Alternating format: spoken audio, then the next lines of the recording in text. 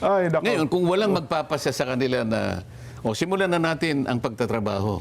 Yun ang simula na sana ang makita ng taong bayan. Kasi ang problema na kinasasangkutan natin, napakalaki ng kaugnayan dito. Nawalan na ng tiwala ang taong bayan ng dahil dito. Nawalan ng tiwala pati yung mga kapital, pati investor, lahat. Bumagsak ang ekonomiya dahil doon. Bakit hindi yun ang unahin mo?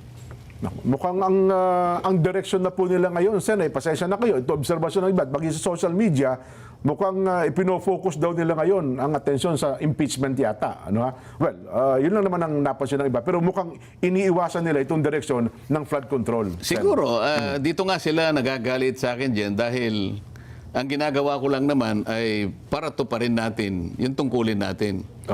Nahirang akong Blue Ribbon Committee chairman noon. At nung bago ko simulan naman yun, ako ay nakipagkita sa Pangulo. At ako nga ay kanyang binigyan pa ng lakas ng loob at binigyan niya ako ng USB na magagamit para umpisahan lahat ito eh. Totoo po, totoo. Ngayon, lahat nun ay nangyari sa aking palagay na meron siyang basbas doon sa gagawin ko.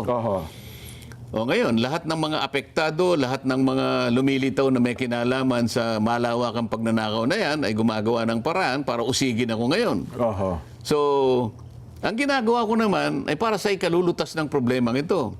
Bakit ngayon ako pa ngayon ang ginawa nila ng isang kasong inimbento nila para sa ganon, matigil ko na itong ginagawa ko.